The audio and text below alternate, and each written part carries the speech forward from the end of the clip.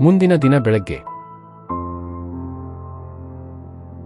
ಡೈರಿಯಲ್ಲಿ ಇದ್ದ ಆ ವಿಳಾಸವನ್ನು ನೋಡುತ್ತಾ ನಾನು ಹೊರಟೆ.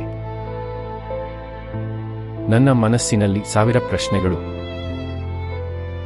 ಅವಳು ಯಾಕೆ ಅಲ್ಲಿ ಹೋದಳು?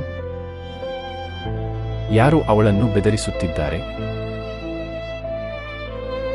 ಬಸ್ ನಿಂತಾಗ ನಾನು ಆ ವಿಳಾಸದ ಕಡೆ ನಡೆತೊಡಗಿದೆ.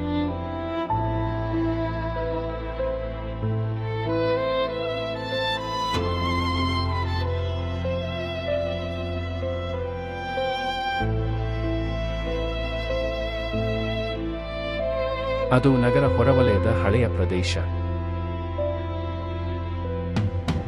ನಿಶ್ಶಬ್ದ. ಹಳೆಯ ಕಟ್ಟಡಗಳು. ಒಂದು ಹಳೆಯ ಗೋದಾಮು.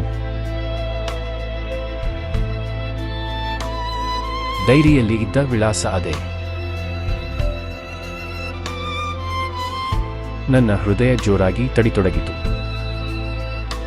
ನಾನು ನಿಧಾನವಾಗಿ ಒಳಗೆ ಹೋದೆ.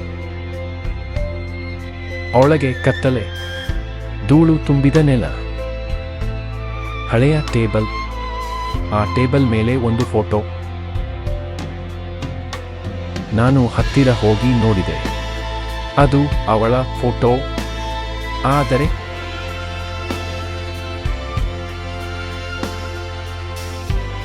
ಅವಳು ಒಬ್ಬ ಅಪರಿಚಿತ ವ್ಯಕ್ತಿಯ ಜೊತೆ ನಿಂತಿದ್ದಳು. ನನ್ನ ತಲೆ ಸುತ್ತಿತು.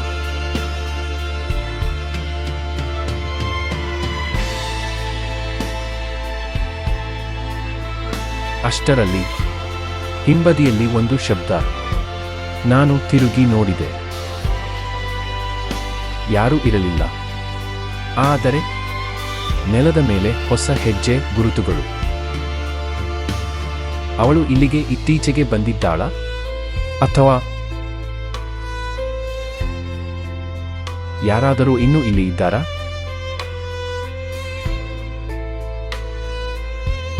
ಆ ಸಮಯದಲ್ಲಿ ಒಂದು ಧ್ವನಿ ಕೇಳಿಸಿತು. ನೀನು ಇಲ್ಲಿ ಬರಬಾರಿತು. ನಾನು ಬೆಚ್ಚಿಬಿದ್ದು ತಿರುಗಿ ನೋಡಿದೆ. ಒಬ್ಬ ವ್ಯಕ್ತಿ ನೆರಳಿನಲ್ಲಿ ನಿಂತಿದ್ದ. ನಾನು ಕೂಗಿದೆ.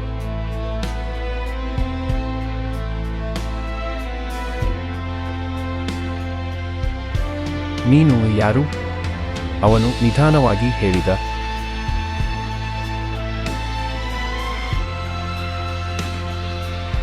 ನಿನ್ನ ಪ್ರೀತಿಯನ್ನು ಉಳಿಸಬೇಕಾದರೆ ಈ ಕಥೆಯ ಸತ್ಯವನ್ನು ಸಹಿಸಬೇಕು.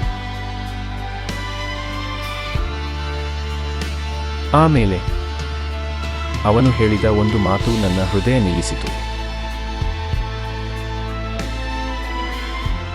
ನಂದಿನಿ, ನನ್ನ ಸಹೋದರಿ.